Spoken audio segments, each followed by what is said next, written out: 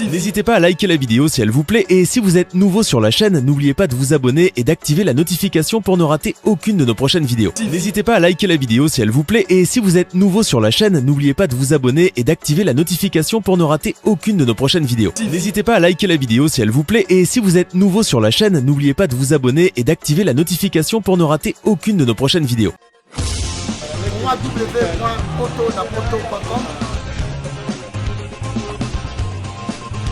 www.potonapoto.com.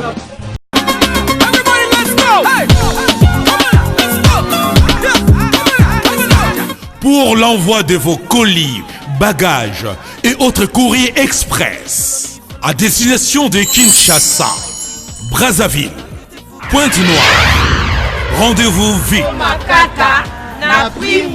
Biso toali Inter Express Business.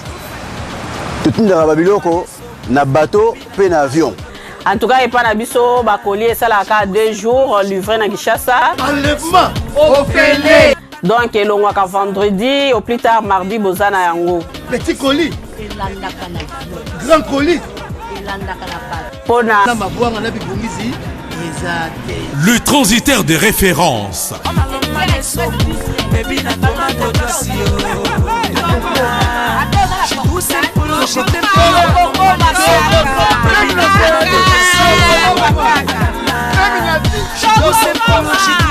Inter Express, la solution pour les frais aériens et maritimes.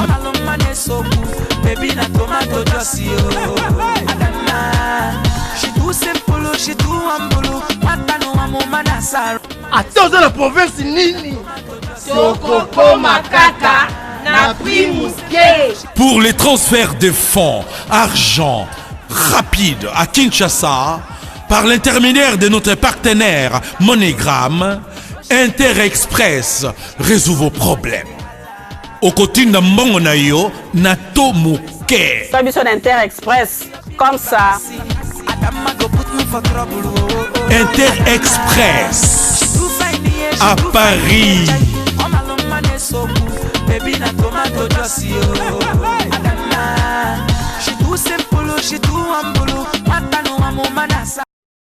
Chers amis internautes de votre émission Tala Lelo, une émission de charge socioculturelle, une émission de découverte. Mesdames et messieurs, cette émission va vous permettre à ce que vous puissiez découvrir beaucoup de choses sur vos invités. Et voilà votre humble serviteur, le combattant de la presse congolaise, Julien Botalatala. Tala Lelo.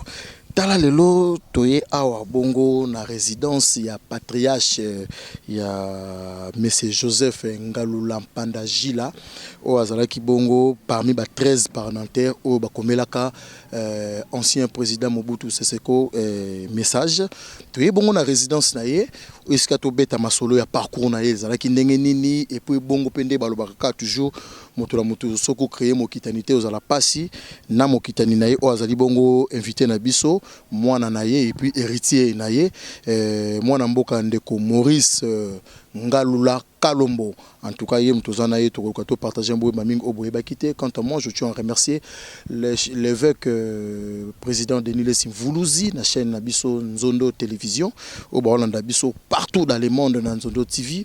Un grand merci à Mama Tina Lessi, un grand merci à l'équipe Mobimba ya Nzondo Télévision. Wana tozabongo na mwana mboka Maurice Ngalula Kalombo Mbote. Mbote papa. Ezali émission ta lelo la namaka partout dans le monde na bazo tala biso okoyoko se présenter na ba tali biso. Oui, effectivement, ngazali mwana ya Joseph Ngalula Mpanda Jila. Nazali son l'aîné survivant, c'est-à-dire son l'aîné survivant, c'est parce que liboso na ngai nazali na bakulutu mibale ya mibali basi bakufi. Ngade na tikali aîné survivant. Alors nazali moko na bana na ye oyo nazalaki na kati ya parcours na ye depuis pratiquement 1978. On a six études na poto na zongiawa donc na va ene minga zaki pembeni na ye na parcours nyonso toyo tango ba mane makameba 13 parlementaires ti kokanga na bango ti ndenge ba yo sukisa Mobutu nazalaki na ye donc na yebi je suis un témoin oculaire il y a ba événement nyonso les cas qui na tango wana tina moya na lelo. Merci beaucoup. Ozali témoin oculaire ya ba événement nyonso de kakinde balobaka mono avant na bakulutu yim tatika laka ampifo po pouvoir.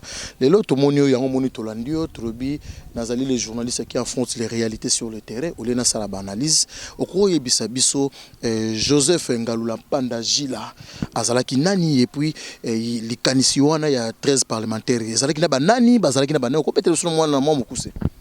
Effectivement, ce qui a été la bino histoire na mobimba na kansi to ko vanda wati lobby parce que azali moko na baye oyo azali na vie moko oyo azalaki vraiment très chargé.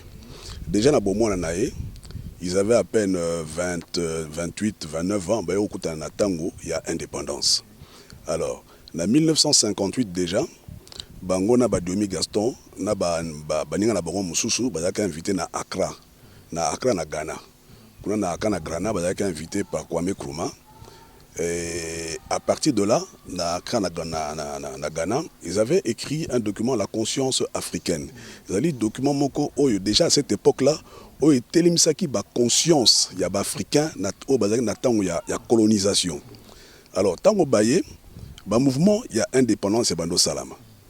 Et en 58, en 1958, dans le Belge, Bengisi, évolué dans son époque, donc y compris papa Joseph Ngalula Mpanda Jila, pour discuter de l'indépendance na table ronde, papa Zalaki Moko na Bango. Tant que Bazaki na kati ya parti d'abord Bazalaki parti MNC, Baronyo se elongo ba Lumumba, n'est-ce pas? Et puis à un moment donné na kati ya MLC ba cause moins ba dissension bino mo bini ba parti biso ba congolais toujours ba dissension ba on va se dissocier na MNC Lumumba ba sali MNC Kalonji, n'est-ce pas? Na papa Kalonji Albert à satika biso na mokilo za société. Alors ba se retrouver on sur na table ronde en 1960 à Bruxelles. Après table ronde en 1960 à Bruxelles dans le baka na mokuse parce que ça moi histoire mo molaye ba kozonga na Kinshasa. Tant que na Kinshasa, en 68 indépendance. Alors juste après indépendance, boyebi différent au Salamaki entre Lumumba na Kasavubu et tout ça. Na premier gouvernement Salamaki, yetangwana azalaki na katia gouvernement mais azalaki plutôt député élu na province ya Kasai. Tant qu'on a province ya Kasai, province Moko, c'était en fait le Grand Kasai. Les acteurs de l'Ondenge, comme dans la province, c'est Bélé Amike à Kassai. Alors, Azaki, un des députés élus na Kassai. Alors, malheureusement, na Kassai, à cette époque-là, moi, dissension et salamaki entre Bandeko. Balouba, et côté Moko, na Balou, côté Moko, donc moi, Bitumbe, Salamikuna. Alors, il est Azaki obligé. Ya kozwa bandeko ya baluba ko kende sikoyo ti na oyo komi lelo yo Kasai oriental et pas ibasala kina ni province na bango, n'est-ce pas, la province du sud de Kasai Tangoana. Yé na papa Albert Kalonji. Albert Kalonji azaki président, yazaki premier ministre. Donc la province ya Kasai oriental ya baluba, siko to tiki bandeko na biso o ya baluluwa na Kananga, bango bazali na province ça. C'est ainsi que province ya Kasai oriental a été créée à cette époque-là. Alors na parcours wana pe après tango basali moi province wana ba problème moko salamaki pe oyo le président Albert Kalonji. Il avait déclaré, n'est-ce pas, ça moi sécession n'endenge chombe pas ça sécession et comme qui état autonome du sud Kasai. Hein, après papa Ekolongwa wana ayekozonga na Kinshasa parce qu'il n'était pas d'accord avec sécession, n'est-ce pas, ayekozonga na Kinshasa et entre-temps tant na Kinshasa il y a eu le gouvernement d'Adoula. Et na kati ya gouvernement d'Adoula bekozwa comme qui ministre de l'éducation. Na actif, il y a période net dans ministre de l'éducation. Voilà, tu as déjà entre 61 62 à peu près, hein, entre 60 et 62. Bon, alors, l'actif naé, il y a en tant que ministre de l'éducation, n'est-ce pas, Azalaki quand même ce qu'on a connu, l'IBTP ici, on a connu l'IPN ici, hein, il y avait l'IBTP, l'IPN, et si j'ai bonne mémoire encore, l'école des beaux-arts. Qui créé. Et puis l'actif na EP, c'est à ce moment-là que à Bengisaki, professeur Ebele, il y a Haïti. Professeur Ebele, parce que na carence, c'est professeur Tangwana. À Bengisaki, professeur Ebele, il y a Haïti. Pour ko secondé ba professeur tozaki na bango na niveau ya ba humanité na école primaire. Et c'est à ce moment-là qu'on avait aussi créé ba CO, hein, ba CO système ya CO ne bandaki na période wana. Bon, alors wana moi parcours ni na so bana mokuse. Tango bete biso na kati yote tango bike tanto bana mamba CO wana ezalaki na tango ya Joseph Ngalula Pandajila yene mutu akotaki idéologie ya CO ici ya CO na mboka na biso RDC. Tout à fait. Alors wana ezalaki moi parti ya côté politique.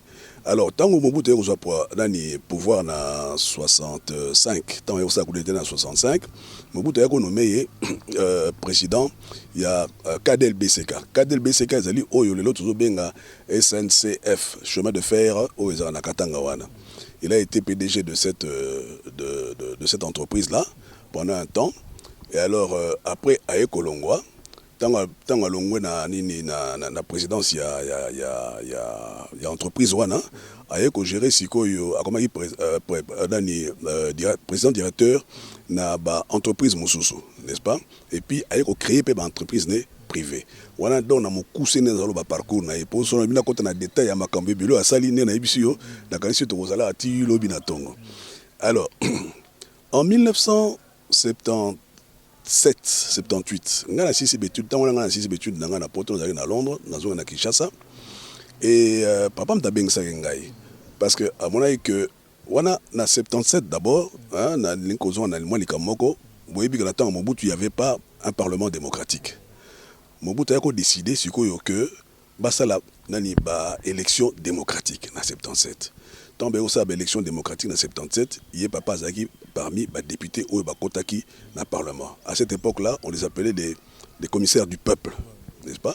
Alors, en 77, 78, on a 6 études dans la Kinshasa, papa Zaki déjà dans le Parlement. À Bengsaïnga, parce que pour la gestionnaire, il y a des affaires dans la Kinshasa. C'est ainsi que j'ai commencé à gérer ces affaires. Dans l'autre temps, tant que tu as 78, 79, 80, naba député naye naba ninga ne bamso ba député, il s'est passé un événement na Kasai oriental. Événement ngezaki nini? Événement ngezali que ba creuseur ya diamant. Ba bazali ko creuser diamant na mine moko comme nango Katelai. Mine wana ezalaki mine moko o ezako bimisa ba diamant et belé ya kitoko penza. Bazaki ba creuseur et belé. À un moment donné, ba soda wa Mobutu Bayeko beta masasi ba bomi ba creuser et belé plus de 300, hein? Nombre exact au-delà de 300. Alors ba parlementaire oyo baza ko représenter Kasai oriental et c'est là qui est mon papa Joseph Ngalula Mpanajila, Tshisekedi wa Mulumba, papa Etienne Tshisekedi wa Mulumba, papa Makanda, papa Kanana baronyo sona aussi to la kasi basi ba kufatiki mokilo yo papa Kanana o baza représenter Kasai oriental na tangwana ba moni ba bi non to ko tika likambo yo boyete il faut nécessairement to senga na bureau ya parle ya parlement ya assemblée pour tout ça là une enquête to e ba que et lo nini penze les gars kuna pourquoi ba soda ba bomi n'est-ce pas ba creuseur. C'est ainsi que bureau à parlement a autorisé bango ba sali banquette parce que dans l'entretemps dans le monde makele les akosalama ah Mobutu kuna abomise ba creuseur Mobutu kuna abomi bateau tout ça on na makele wana ba pression ya ba Amnesty International ya ba ONG ya défense ya droits de l'homme et consort et tout ça baza kolova ebele. Alors c'est ainsi que vous allez admettre que bango sikoyo basala sikoyo enquête bakiti sur le terrain na Kasai oriental tango wana ba Joseph Ngalula Pandajila nde bazwaki ba bakita po basala ba enquête le quoi la pesa ki le babimisa déjà pe mitou déjà à l'époque déjà kuna na Kasai. Tout à fait. Alors ba commis sur le terrain na Kasai basali ba enquête ba constater que bato bakufaki ebele trop plus de 300, n'est-ce pas? Ba yesiko était ba remettre siko résultat na bango exact ndenge bakutelaki ya maman na likambo o Mobutu alingaka te. Présentant on a bureau à parlement. Bureau à parlement, atteint qui de don Mobutu, Mobutu attend à Monique, et c'est qui très grave. Donc il ne pouvait pas dire. Europe ses problèmes. Ces problèmes, effectivement.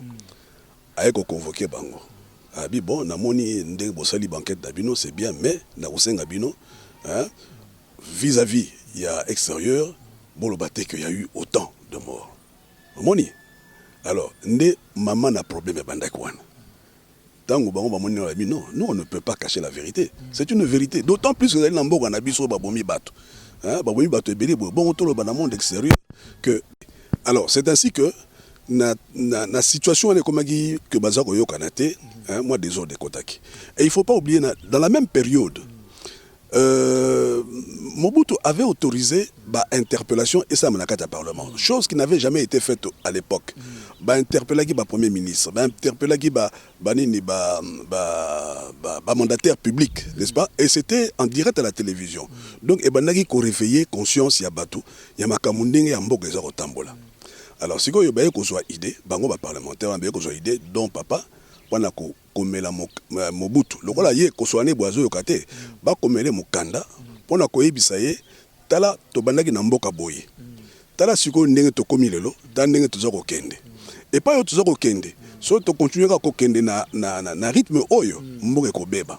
Alors c'est ainsi que bazui idée ya ko komela Mobutu vérité na kata mukanda ba vérité na kata mukanda ba benga kiango les 52 pages. Pardon na kata les 52 pages na ba baota la biso ezalaki banani bakoma ki ongo puis ezalaki na neni ni bongo continuer na. Tout à fait. D'ailleurs kutu nazali na original na ngwa wa pesa ngala na original na ngwa wa pona citer bongo ba kombo hein 52 pages et comme maki na 13 parlementaires hein Joseph Ngaoulampane Njila Joseph Tshisekedi wa Mulumba, Kanana Chongo, Makanda Mpinga Shambui, Bengamine Mangaruga, Mbombolona, Kyungu wa Kumwanza, yazana na bomoiti na mwa lelo yo Kyungu wa Kumwanza, Ngoi Mukendi, Kapita Shabani azape na bomoiti na mwa lelo yo, Lusanga Ngele azape na bomoi, Lumbu Maloba Ndoba azape na bomoiti na mwa lelo yo, Kasala Kalumba, Dia Onken Ambel azape na bomoiti na mwa lelo yo. Donc bazala ki 13.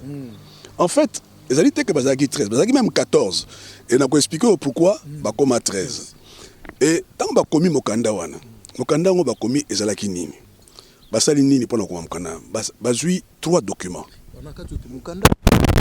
Ancien chef de l'État Joseph Désiré Mobutu na baibate biso partout mais ayi mokanda ndenge biso to komo komona ke pona ko luka komona mokonzi po mokonzi apesa bango mo enveloppe akaki ya ko ya madeso bana ya ko flatter ndenge to komo komona lelo bezalaki ya ndenge nini oko expliquer bato ba biso de émission ta lelo. C'est le contraire. Ezalaki une critique sévère. Il y a situation politique, sociale, économique ya mboka. Et critique sévère wana basala ngo à partir de quand? À partir ya mikanda misatu ya Mobutu yemoko. Mokanda liboso ezaki nini? Mobutu tanga azui investiture, tanga azui pouvoir na mboka oyo. Premier discours asalaki otobengaka discours ya investiture, asali plan d'action na ye. Na kati ya discours na ye wana. Na plan d'action alobi boye, abi voilà, mboka eza na situation boye lelo oyo. Ngai Mobutu na linko kamba mboka oyo na ba 5 années à venir oyo na ngo kamba ona ndenge boye. Hein? À expliquer. Sur le plan économique, Tokosa la boy. Sur le plan social, Tokosa la boy. Sur le plan politique, Tokosa la boy. Sur le plan culturel, donc tout ça. Les 13 parlementaires lisent sur le colo lisent. Mukanda et puis, Bazui Soussou, deuxième Mukanda qui manifeste de l'encelé. Boyebi Boka qui s'envoie manifeste de l'encelé. Manifeste de l'encelé. Et ça, le là, donc, Bible, oh, il y a un père à cette époque-là. Le manifeste de l'encelé, c'était un livre, un document qui était très bien écrit. Oyo, ils ont expliqué sur le plan démocratique, sur le plan social, un document très bien écrit. Ce qui est Tolandaka, Maïnyon Sozana Nakatia, manifeste de l'encelé, mais les Mboko, ils ont le roi Nenza de l'OET, de l'Oké Namusika. Bah, se baser dans le manifeste de l'encelé. Bah, il y a Mobutu. Dans le manifeste de l'encelé, olobaki boy, tokomaki boy, il fallait tout ça la boy, tout ça la boy, tout ça boy, tout ça les angoté, alors, troisième document, et c'est là qui discours, moi, bien un discours programme. Après plusieurs années, Mobutu a vendu na pouvoir, amoni makambo ezako tambula susu bien te asali discours moko bien un discours programme. Oyo a pesi siko peuple nani Alexis loko la na peuple que voilà, le roi Mboka tamboli bien te na situation boye, siko toko bongisa. Sur le plan social, tout ça la action, tout ça la boye. Sur le plan économique, boye. Sur le plan politique, boye. 13 parlementaires, Bazui, Mikandanyo Sona, Batangi, Yango Babi, voilà, président de la République. Oyo le baki tout ça là, Yangoyo. Révision. na situation de l'oyo nyonso wana osali yango te yango na biso ba 13 parlementaires toza kosenga na yo que to bongisa to revoir situation wana ba pesi ba piste ya solution na lettre 52 pages omoni ba pesi ba piste ya solution na lettre 52 pages lettre dans basali yango ezaki pe na page moko basalaki ezalaki demande d'audience na président de la République c'est-à-dire que tant ba commis lettre wana ba élaborer peu demande d'audience pote basenga audience auprès du président de la République ce qui va pesi mokanda n'est pas le président de la République en même temps basengi peu audience président de la République à recevoir bango ba 13 pour baye bise boy de vive voix mokanda to komi yango pona nini na ndenge nini et pourquoi compte tenu de la situation en mboka ndenge zo kene na kokufa boy omoni bon tant ba komi yango malheureusement na la bazaki 14 était bon déjà 8 basi basignaki sikoyo le 14e qui est venu asengi parce que nous sommes sala manakati ya bureau à papa na ndako alors asengi sikoyo copie moko la bino pe sanga copie wana na kende kotanga yango na ko citer comme on était parce qu'il est encore en vie ce n'est pas bien n'est-ce pas de le mettre mal à l'aise devant une situation alors azu copie akendango ola kendango tanga azonga pa ya ko signer te akendango directement na service de sécurité par Mobutu alors bi kone pas ya honorable Joseph Ngalola Mpana Njila tala ba komi mukanda moko bazo ko finga Mobutu mukanda ezali contre politique à Mobutu boye Trahison. ba tika la 14 donc 13 voilà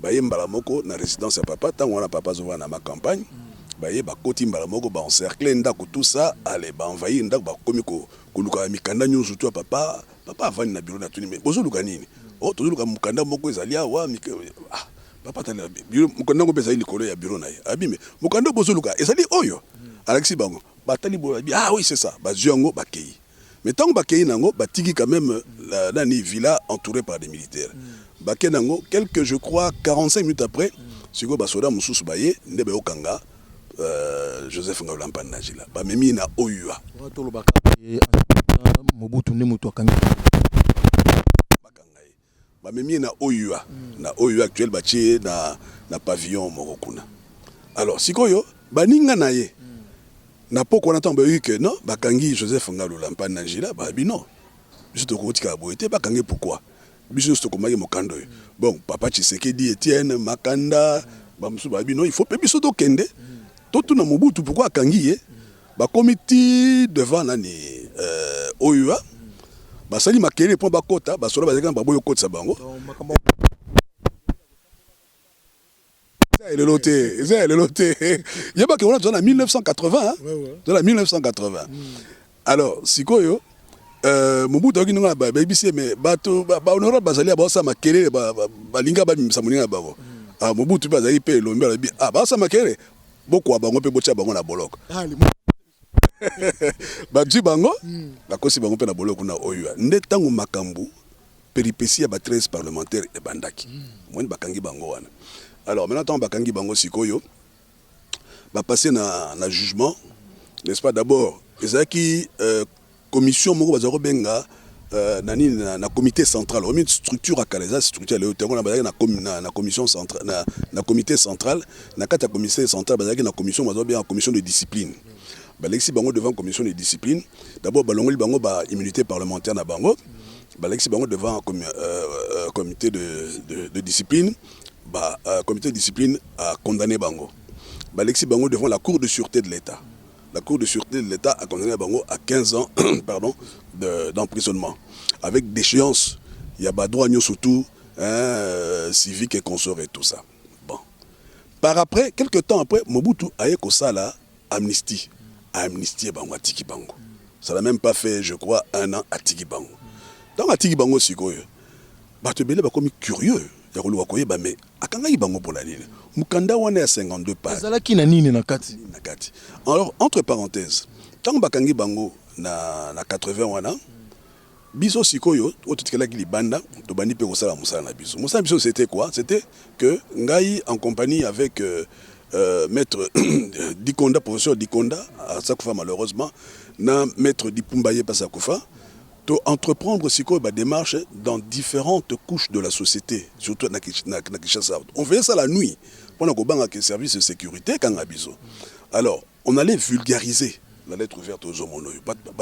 Mais lettre ouverte, comme ni les la carte, qui na différentes couches de la société, par exemple, l'association ya Batouboye, ben si on a bouton toyé, to baniko expliquer voilà lettre 52 pages de Zaboy, on a fait ça pendant pratiquement 3 ans. Titan on peut na 83. Enfin bref, donc tant que Mobutu a libéré Bangwana, a sali amnistie. Batobele babani ko s'intéresser na ba problème on a même l'extérieur bazo ya pona okuta na bango pe ba okuta na batu tout ça Mobutu moni na bino c'est un danger na kotika bango boye ana Kinshasa te il faut na reléguer bango na bamboka na bango atindi siko moto na mboka na bango pour la première fois tindaki bango na mboka ezalaki na comment on appelle ça tout le moment capitale ya région na bango hein. Alors tant bakekuna ils étaient encore libres aussi. Mais à mon avis, le mouvement les a continué toujours. Ils ont continué na bango kaka donc objectif ils ont katanate donc vision toujours. Voilà, toujours. Et c'est ainsi que tant à mon ndengwana avec suko kanga bango, siko atindi bango dans différentes régions. Omoni, c'est ainsi que Papo Yangai batindaki na d'abord na Buta na prison à Buta et puis ba kotinda bango siko na Kisangani. Alors na Kisangani kuna bazalaki ye Papo Yanga Joseph Ngalo Mpanangila, Tshisekedi wa Mulumba Kanana na nani Papa Makanda, n'est-ce pas? Bazaki bango 4 batie bango na résidence moko na Kisangani. Ngana landi bango tikuna résidence wana. Parce que souvent le roi Papa Zaki pe na ba problème il y a ba tension tout ça, il était important, il fallait toujours dans ba kisi na ye ya ba tension. Na sombi maboka ba kisa na matina ngoti na Kisangani kuna. Na Kisangani pa ya bazalaki na villa wana. Ba visite les cas qui belé ya bato. Sangozo comme la souka Mobutu. Sécurité à ce qu'on va contenir batouté. Dans ma monnaie non, il faut que tu aies la prison. Ben quand tu es la prison, il y a Osio. Osio la prison, moi quand on a 4 il y a Zamba, n'est-ce pas, na rive gauche, il y a fleuve Congo. Hein? Dans ndaki bango tikuna na Osio wana, j'ai même fait je crois une semaine na moi village qui pemeni il y a prison wana. Et c'est ainsi que on y va vivre ba périphérie nyosona, il y a ba relégation et tout ça. Alors, à un moment, j'ai que en France, aux États-Unis, pour la 13 parlementaires. Finalement, Mobutu a été obligé de libérer Bango. Tant qu'on a libéré Bango sur Goyo, le roi Mobutu a été raté. Makambo, tu sais qu'il y a 52 pages. Pour tout le monde, ça va, d'accord. Biso sur Goyo, tu as appliqué article Moko, il y a constitution, il y a Tangoana. Constitution Tangoana, je sais, je ne connais plus l'article en question, mais l'article, ils ont 2 partis politiques. Vous comprenez? Tant on a un parti moko MPR, mais constitution en tant qu'on a ce bouton on avait le droit d'avoir 2 partis politiques. Nous avons créé UDPS, Union pour la démocratie et le progrès social. UDPS c'est Botami. Bah comme une lettre officielle.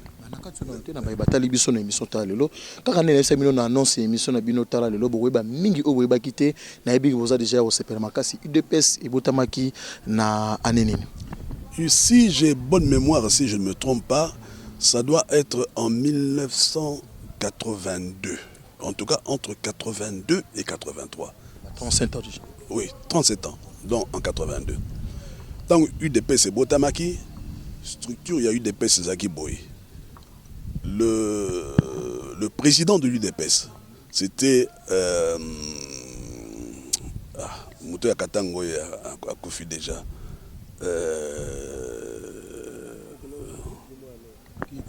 Le président, si je ne me trompe pas, c'était le président, c'est Kibasa Maliba. Le premier vice-président, c'était Joseph Ngalo Mpanangila. Le deuxième vice-président, si je ne me trompe pas, c'était le Papa Yamungalo Nanakufa Zadaka Liao, je crois. Liao. Alors, après ça, tu veux qu'on soit comme secrétaire général. Et parmi les secrétaires généraux, il y avait Papa Etienne Tshisekedi wa Mulumba, qui était secrétaire général chargé de la propagande, je crois, quelque chose dans ce genre-là. Si on a se trompé. Alors, donc, structure, il y a eu des pestes à Kindengwan. Au moment comme le ministère de l'Intérieur, nous avons décidé de créer notre parti politique en vertu de tel article de la Constitution. Donc, ils étaient dans le droit, et c'était constitutionnel. Mais qui pouvait à cette époque-là, tant que Mobutu a na sécurité a osé qu'on crée parti politique alors que le MPR et c'est là qui parti moko déjà dans la carte les boumama na yo ça dit MPR au botami on dit MPR on a créer un parti qui va défier maintenant le MPR c'est impossible Mobutu tanga yo kinanga bino akangi bango lisusu atindi bango siko na bamboka moni atindi bango na bamboka na ba village ndetango na siko yo kaka biso bena bana parce que tant bakangaki bango le service de sécurité avait constaté que ba mouvement nyon surtout ezako salama ya ba arrestation ya ba sympathisants na bango ezako yeba na Bruxelles so bakangi batulelo yo lobi na Bruxelles yebani nani RTB radio na bango kuna elobi makambo yango radio sud-africaine elobi makambo yango la voix de l'Amérique elobi makambo yango RFI elobi makambo yango mais banani baza ko sala ba activité wana yango pe nga sala stratégie la bino ezalaki ndeni boyo ko évoluer nini batu namne bozo travailler na ba banani po ba komisa pe à l'époque pour so na minute to ba ke ba WhatsApp ezali ba message jabe bozo travailler no ndenge nini ou soit pe na sima na bino mindele pe bazaki na sima pe te wana boye na tango tout à fait tout ça qui na organisation moko comme tel c'était des organisations spontanées au moins tango bakangi bango déjà la première fois na ibisa que ngai na professeur Dikonda Oya Koufa, na maître Dipumba, on s'est réunis ensemble. On s'est dit, bon, qu'est-ce qu'on peut faire maintenant? Tout ce que nous pouvons faire, c'est vulgariser les documents. Tobani ko vulgariser les documents. Tant que Tobani ko vulgariser les documents, tout ça peut enseigner ba missus. Ba to missus peut tant que bazo ko zo ba enseignement wana, ba ça peut ko continuer pendant ko vulgariser ba documents wana. Alors, nazalaki en contact. Nale kinanga ya moi si Marie-Claire Ngalola Asana Poto. Tangwana ba WhatsApp ezalaki te ba téléphone oyo ezalaki te zaka au téléphone OK na poste na grande poste n'est-ce pas au bengi Bruxelles ba suis Bruxelles bo sololi bon c'était de cette manière là n'est-ce pas tout ça qu'on communiquer ou alors si c'était pas ça c'était par Telex des autres à la cala to ebisi bon le lot la situation mo l'équipe boye bakangi moto boye bakangi moto boye bango kuna badui allez ba pc yango na bato ba ko diffuser yango ba diffusion dans différentes radios et tout ça alors c'est comme ça que ça prenait de l'ampleur. Dans l'entretemps, il y a eu des journalistes aussi qui sont venus ici. Il y a certains journalistes belges qui ont été citoyens en Bayawa, comme Luka Biso, tout le monde a la place boye, allez, baza ko interviewer Biso, bazo kena makamyo sur ndenge za koleka. C'est comme ça que ça se passait. C'est comme ça que se faisait la communication à l'époque. Tout ça qui n'a facilité union sous un angole loyauté. Voyez-vous. Alors, c'est ainsi que tango sikoyo donc Mobutu aye ko kanga bango lisusu. Après la création, n'est-ce pas, il y a eu des pèses, Makamongo et Yesusu Mounene. Il y a un parti qui est créé, l'UDPS. Les gens commençaient à adhérer secrètement à ce parti politique-là, l'UDPS. Donc, 82, 83, n'est-ce pas? Tu recommandes à 85. Dans 85, tant qu'on va se retrouver sur un village, mais ça fait pratiquement 3 ans. Tous allés bloquer dans le village. Alors il faut tout ça dans mon bout. Il faut tout kutana, tout discuter. Tout qu'on a pas na makambo yo. Panzi na panzi. Panzi na panzi. Bah toi poto pe kuna bazo tia Mobutu panzi na panzi parce qu'il faut pas oublier que Mobutu était sous pression, n'est-ce pas? Il y a Occident, Napoléon, il y a 13 parlementaires. Et c'est ainsi que Mobutu avait décidé à Ibisi ba service n'est bon, bobanda ba discussion na bango. Voilà to comme na 1985, 86, babandisco ba discussion na bango. Et bato bazo discussion na bango mingi zaki ba professeur Vondwa we na ba musu na bosene ba kombo bazo tina ba message et bazako se rencontrer d'abord les 2 premières rencontres ezaki na lac Mukamba. Bakota na lac Mukamba na résidence moko ba bengsi ba donc ba bengsi Ngalola Mpananjila ba bengsi Tshisekedi wa Mulumba na ba député musu bazaki wana pembeni ba discuter problème ya mboka. Les deux premières rencontres. Alors, la 3e rencontre, et que nous sommes en Gbadolité. Tu vas en Gbadolité par Mobutu. Nous n'avons pas signé les accords de Gbadolité. Accord à Gbadolité, le Bakinine. Il y avait, je crois, 2-3 points. Il y avait 3 points. 3 points de Zaginine. Voilà. Nous avons créé UDPS. De créer UDPS parce que nous ne sommes pas en accord avec un père Lelo, un père à Komisimboka. Nous voulons qu'il y ait une certaine opposition. Non pas pour Kobegana Mobutu. Parce que ce n'était pas le problème, ce n'était pas chasser Mobutu.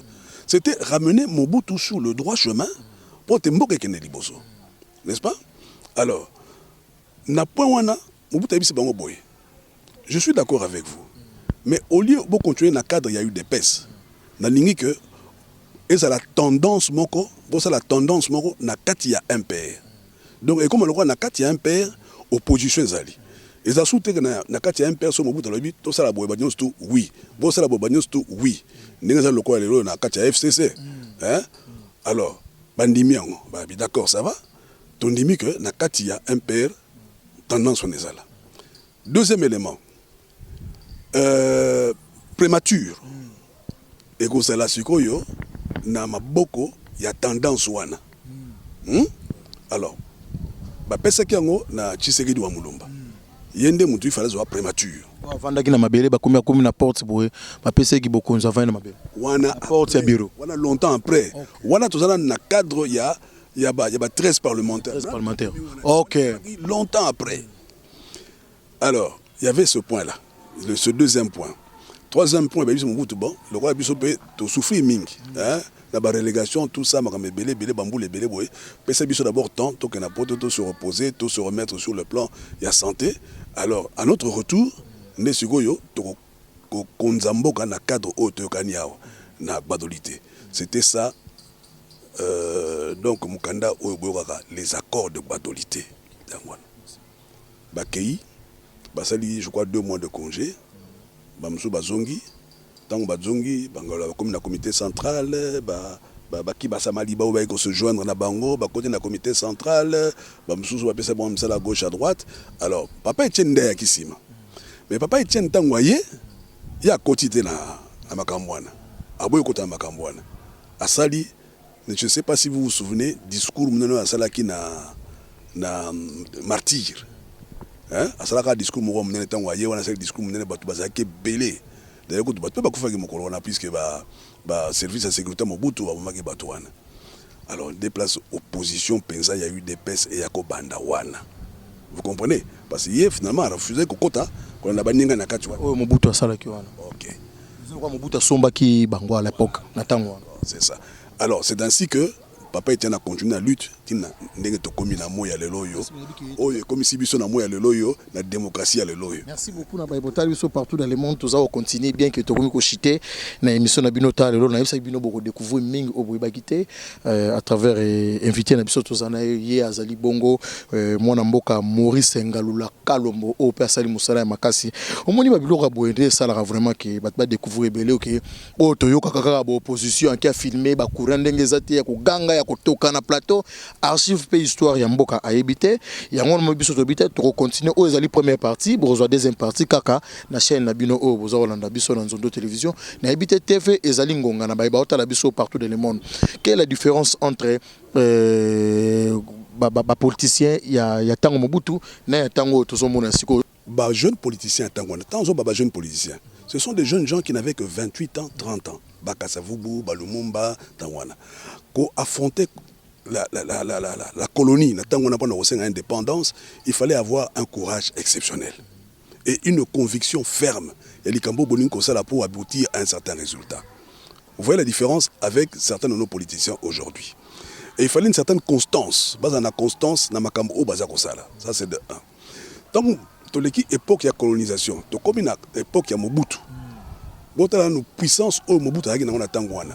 Un grand dictateur bien assis sur son fauteuil, avec une sécurité bien assise, qui pouvait affronter Mobutu comme ça en face? Personne. Mais les 13 parlementaires ont réussi à affronter Mobutu, car on a bic. Ils ont agité que na bakano, ils ont agité que na maya moto, rien. Car on a bic na mukanda moko bakomi, yangonde et ko lembisa Mobutu, n'est-ce pas? Et tala lelo. Ni Papa Kabila kota parce que déjà Mobutu a déjà kolemba parti il y a action oyo 13 parlementaires menaki et il est regrettable aujourd'hui si on a comparé les politiciens à Tangwana papa nyoso wana Tangwana tant on a par exemple na FCC ils ont maramingi na FCC il y a des gens il y a des grands intellectuels des grands professeurs d'université. Mais je constate que les professeurs d'université, et ça, le gros, merci, à telle enseigne qu'aujourd'hui, ceux qui chef de bango le bit to sala boy ateza nzela mabe bazaka kondima ntongo yo pe le bi bongo boy au moment te ke na 13 parlementaire ba musu pe bakinda ki ndo beti so bakibasa bakinda ki banoso moment te ke no lokoleza kolanda kaka mokitani ba descendant na bango yo boy FCCD na ça ko boy FCCD il faut voir les conditions non il faut voir les conditions dans lesquelles certaines personnes se trouvaient oh wana bazako ba et corruption te ce n'était pas une c'était des stratégies. Parce que même à un moment donné, lorsque Mobutu a libéralisé, n'est-ce pas, l'espace politique, on se retrouve dans l'UDPS, évoluer dans l'UDPS. Vous comprenez? Ceux qui n'ont pas évolué dans l'UDPS après, ou bien ceux qui ont quitté l'UDPS, mais ils sont restés avec l'esprit de l'UDPS. J'étais un membre actif de l'UDPS, n'est-ce pas? J'étais un membre réellement actif dans l'UDPS.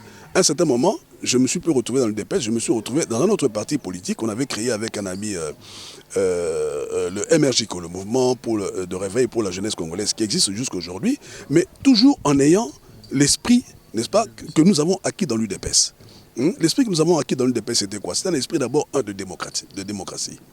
Chez nous, d'abord, la démocratie, la première des choses. Parce que nous partons du principe que ce n'est qu'en partant de la démocratie que nous pouvons développer ce pays. Ce n'est pas avec une dictature telle qu'on l'a connue qu'on pouvait développer le pays. D'ailleurs, on en a eu la preuve. La dictature nous a amenés là où nous sommes aujourd'hui. Vous comprenez? Donc nous sommes restés attachés aux idéaux de l'UDPS. C'est peut-être seulement la couverture qui a changé. L'UDPS est là, le MRJCO est là, mais lorsque vous les mettez ensemble, d'ailleurs, le MRJCO actuellement est allié à l'UDPS. Vous comprenez? Alors, donc, ce n'est pas les politiciens que moi je constate aujourd'hui dans le FCC. Et c'est vraiment dommage, parce que quand j'observe certains politiciens dans le FCC, il n'y a pas de constance dans les actes qu'ils posent. N'est-ce pas? Il n'y a pas du tout de constance dans les actes qu'ils posent. C'est vraiment regrettable. Donc c'est un peu pour répondre à votre question en ce qui concerne le comportement des politiciens aujourd'hui. Mais néanmoins, en ce qui me concerne personnellement, je reste attaché aux idéaux de l'UDPS, n'est-ce pas, qui sont les mêmes idéaux que le MRJCO, et nous avons la même vision. Nous avons la même vision pour le développement de ce pays. Donc c'est ça. Merci beaucoup, cher ami télévision. Merci beaucoup, Nzodo Télévision. Et je sais que vous êtes nombreux à Rolanda Bisso, l'émission de Notalelo. Vraiment, quant à moi, je tiens à remercier Guilain Chungu. Na habité, na pesa poste nini. En tout cas, na pesa poste nini. Si on a eu beaucoup taillé na résidence ya M. Joseph Ngalula Mpandaji, c'est comme tous allez na invité na biso Maurice Ngalula Kalombo. Et mon mboka diplôme spécial d'honneur et de mérite Bouakane ezali nini onga nazalaki webingai nazali ndena lobaki les journalistes qui enfoncent la réalité sur le terrain nazako yebake makamamboka tolandela ngo pe mwa mingi ba série bautaki kokunda kondo patriarche Etienne Tshisekedi namonaki kaka kombo wana Bouakane na Fikine. Et si na PCP, mon oncle Bokopolo, DG Afikine, Mbote Sigazwami, Masanga Kolia na lobi mais Félix Tshisekedi nanu azuki bokonzite nanu kuta salata mosalate mais Masanga Kolia nzokande zaki organisation ya Bouakane nga na ebité songa na pour nous sang mabe Bouakane na moni kuna diplôme spécial Bouakane diplôme spécial de mérite il y a ordre de perpétuel de patriarche Monsieur Joseph Ngalula Mpandaji la yomoko ikolimbo la bisongo ezali nini voilà Bouakane ezali ASBL moko et outil dans makanisi il y a professeur Nani Kambai Bouach. Alors, Vandi Bakanisi Balobi, mais na cadre ya Kasai oriental, tous allons na ba patriarche et belé. Tous allons na ba belé au basali makamo minene, et là sur le plan politique, et là sur le plan commercial na région Abisso. Il faut nécessairement batouana topé sabango non seulement en dehors il y a respect de Koko Sabango, mais il faut topé sabango ba diplôme. hein, une certaine reconnaissance. Diplôme de mérite. Diplôme de mérite. D'honneur. D'honneur. Voilà, ils ont une reconnaissance envers ces personnes-là. Alors c'est ainsi que le professeur Dikonda, plutôt le professeur Kamba Ibouachi, à Kanisa Kiango, et a créé l'association Yo Bois Kane. ASBL. Bois Kane ASBL. Bois Kane, ce qui n'a pas expliqué, c'est la Chiluba. Bois Kane, na Chiluba, bien que c'est un peu difficile, mais néanmoins, il y a et loko ya malonga, et loko ya kitoko, et loko ya motuya, n'est-ce pas?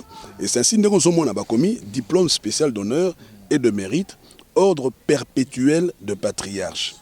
Alors, bapesi yango naye papa ba commis bien awa balobi que nous notables Balouba rassemblés en ce 26e jour du mois d'août de l'année 2017 pour reconnaître les mérites et la lutte pour l'indépendance du Congo et la fondation de l'ancienne province du Kasaï oriental, décernons ce diplôme à M. Joseph Ngaloulampana Njila, icône de la politique congolaise, symbole de la sagesse et de la patience conviviale, l'élevons au rang de patriarche. La grande distinction de l'ordre, par nous créée pour honorer celles et ceux des nôtres qui ont consenti d'énormes sacrifices pour la grandeur de notre peuple et de sa postérité. Désormais, vous êtes le patriarche des Balouba, de toutes les générations des Congolais et des Congolaises du monde entier. Bon, délivré à Kinshasa le 16 avril 2017. Le coup, il y a ça. Secrétaire Véronique Oui, avec la secrétaire générale Véronique Elisabeth Tchala Bebel. Une femme très courageuse d'ailleurs. Et le président. Et le président, donc, le professeur Jean Kambaya Bouacha. Tango beti lisolo bongo to comme na suka et émission na ebi ba botali biso bo sepeli pe bo se retrouver ba numéro za wana pona ba suggestion na bino a repesa pe numéro na ye po bo solo na ye mwana mboka Maurice Ngalula Kalombo oyo ebi loko siko ka musinga makasi to yamba ba invité mingi ba simba ba papier donc soka tangi ezaka po to tangi na ye donc nyonso ko bimisa na mutu donc félicitations vraiment mais ebité est-ce que na ndenge yo beti lisolo yo na ba konzi na biso ya mboka même l'ancien président et le gouvernement, il y a Joseph Kabila Kabange, même le président actuel, Félix Antoine Tshisekedi, même pour le patriarche Nabiso. Est-ce que nous habitons l'Oroni, le Rossé, Nabango, Nabiso partout dans le monde pour tout comme Nasuka? Bon. Par rapport au rapport au Bapakisi Namboka Nabiso. Bon, en ce qui concerne l'actuel président de la République, d'abord, je profite de l'occasion de représenter mes sincères félicitations parce que je n'ai pas encore eu l'occasion de le voir personnellement comme ça et lui présenter les sincères félicitations pour son élection à la tête de notre pays. Ça, c'est vraiment quelque chose qui nous touche au cœur et c'est l'aboutissement de notre lutte à tous depuis toutes ces années. Donc, c'est une joie immense que j'ai. Et je dois dire aussi que je le soutiens personnellement dans son action. Je suis partie prenante dans son action et je suis à son entière disposition à tout moment. S'il estime qu'il est nécessaire que Nazara Pembe n'aille. Émission Tala Lelo et la namara partout pour y mon président de la République à l'écran micro oyoyo. On a dit que Batutu va au la biso maman Ifrazi Kibasa. Il peut tout l'embaki na 4 cas d'archives émission Tala Lelo pe na yambi yo mwana mboka Maurice obocha mobutu panzina manzi. On continue. Merci beaucoup. Les années continuité. Il y a vision Oyo, 13 parlementaires Bazaginango. Et nous adhérons dans cette vision-là. Et je ne peux pas me soustraire, n'est-ce pas, na vision Oyo Yazanango. Nazane Sengomingi, tant que nous avons que na 100 jours Pamba, réalisation Oyo a sali en 100 jours. Et donc, nous sommes très attentifs na discours ya Liboso. Il y a le président Félix Antoine Tshisekedi. Nous sommes très attentifs, pourquoi? Parce que nous sommes très intéressés à l'action surtout sur le plan social. Est-ce que sur le plan social, l'action il faut s'accorder à l'objectif surtout Oyo, UDPS, Azalakanango, Obison Sozarakanango. Et j'étais très satisfait. Pas seulement sur le plan social, même sur le plan politique, judiciaire, tant à élément Nyonsowana, on a que effectivement ça répond na Oyo Biso Tolingara et ça répond à ce que le peuple veut. n'est-ce pas? Et c'est là. Donc, dans le Basoki, au Moni, par exemple, les petites choses, je dis bien les petites choses qui ont été réalisées pendant ces 100 jours, selon promesse président Félix Antoine Tshisekedi Apesi, c'est pour démontrer que en si peu de temps, si on peut faire ça, mais sur un quinquennat, qu'est-ce qu'on ne pourrait pas faire? Voyez-vous? Donc, Asadi Penza na voix, na nzela oyo, oyo na attente, il y a peuple. C'est la raison pour laquelle nous ne pouvons que le soutenir. Et moi, personnellement, je le soutiens à 100%. Je sais que ça ne sera pas un travail facile. Mais que le président, il a une lourde charge. Tout ça, Nzambe a sa sagesse, na intelligence et sengeli pour te vraiment akamba mboko yo, na esprit pe na nini na selon, n'est-ce pas, le peuple, selon ce que le peuple veut, et mettre toujours le peuple au centre de tout. Il y a une expression, le peuple d'abord. Le peuple d'abord. D'abord, le peuple au centre de tout. Quand on dit le peuple d'abord, le peuple au centre de tout, ça veut dire que oyo nyo surtout au kosala, et ça a intérêt, il y a peuple. Et donc, le président Félix Tshisekedi a du pouvoir. Je crois qu'il est de notre devoir, il y a qu'à soutenir. Il y a qu'à soutenir dans l'action. Il est évident que tout ça déjà 7 mois. 7 mois, ce n'est pas beaucoup. Et ça m'inquiète. Alors, ah non, c'est totalement faux. Oui, c'est totalement faux. Mais ils ne savent pas ce que l'avenir nous attend. Naba acte a posé déjà, ça doit nous démontrer qu'il a cette volonté-là d'amener ce pays sur les rails, n'est-ce pas, sur tous les plans. Et je suis presque persuadé, je suis même persuadé qu'avec l'appui de tous, il va réussir, n'est-ce pas? Et alors, oui. Merci beaucoup. Nous sommes arrivés à la fin de cette émission. Votre mot de la fin par rapport à Traité Nabiso Alelo. Nagosenga caméraman à Kangana Mukandao. Ça, c'est la première page. Il y a la lettre de 52 pages. La page originale. Ce qu'on a malamu. Yakala. Yakala. Tu as la même dimension, il y a papier en Yakala. Le date d'Aliawa, Kinshasa, le 1er novembre 1980. Alors, Nakotanga, passage, il y a Mirabeau. Mirabeau, c'est un auteur français, n'est-ce pas? Akomaki Boy. Alors, Boy, celui qui a la conscience d'avoir mérité de son pays et surtout de lui être encore utile, celui que ne rassasie par une vaine célébrité et qui dédaigne les succès d'un jour pour une véritable gloire, celui qui veut dire la vérité, qui veut faire le bien public indépendamment des mobiles mouvements de l'opinion populaire, cet homme porte en lui la récompense de son service, le charme de ses peines et le prix de ses dangers.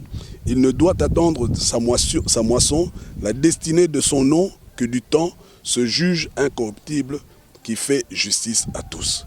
Phrase Oyo, Mobutu. Et la même phrase, je la dédie au président Félix Antoine Tshisekedi. Mon numéro de téléphone, c'est le 081 148 19 81. Je répète, 081 148 19 81. www.potonapoto.com www.potonapoto.com